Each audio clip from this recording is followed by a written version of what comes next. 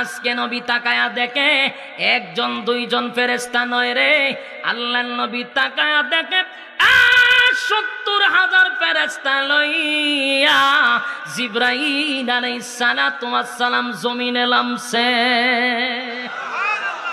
ডাক দেয়া বলে, হাবিব, আল্লাহর নবী বলেন, জিবরাইল,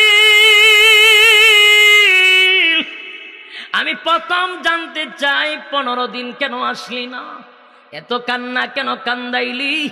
আমার আল্লাহকে আমারে ভুলে গেছে? না গো নবী না, আমার মালিক আপনারে ভুলে নাই। তাহলে জিবরাইল কেন আসলি না?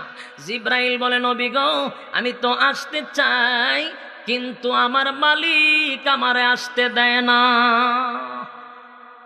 কেন রে জিবরাইল?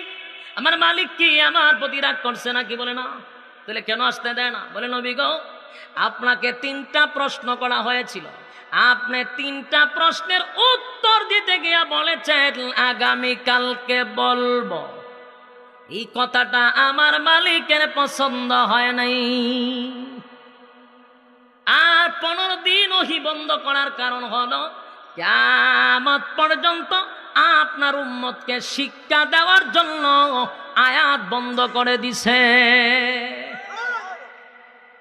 কিয়ামত পর্যন্ত উম্মত শিখবে যে ইনশাআল্লাহ না বলার কারণে নবী কানলো কতদিন? ১৫ দিন কানছে, ওহী বন্ধ, মাত্র ইনশাআল্লাহ বলা না কারণে।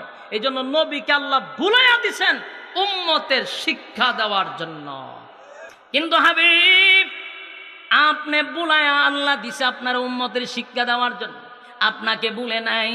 দেখেন তাকাইয়া, আজকে আমি একা আসিলাই গো নবী, এমন একটা সূরা আপনার সামনে নিয়ে আসছি। এটা সাধারণ কোনো সূরা নয়। এই সূরাটা নাজিল হওয়ার সময় ৭০,০০০ ফেরেশতা জমিনে অবতরণ করেছে। এখানে শেষ নয়, এই সূরাটা এত দামি, এত দামি। সূরা কাহাফ যদি প্রতিদিন কেউ তেলাওয়াত করে কমপক্ষে 10টি আয়াত, আল্লাহর নবী বলেন দাজ্জালের ফিতনার থেকে আল্লাহ তারে বাঁচায়া দিবে। সূরা কাহাফ যদি কোনো মানুষ প্রতি জুমার দিনে পড়ে, আমার আল্লাহ ঘোষণা দিছে, আমি আল্লাহ ওই মানুষটাকে কোনোদিন দরিদ্র বানাবো না।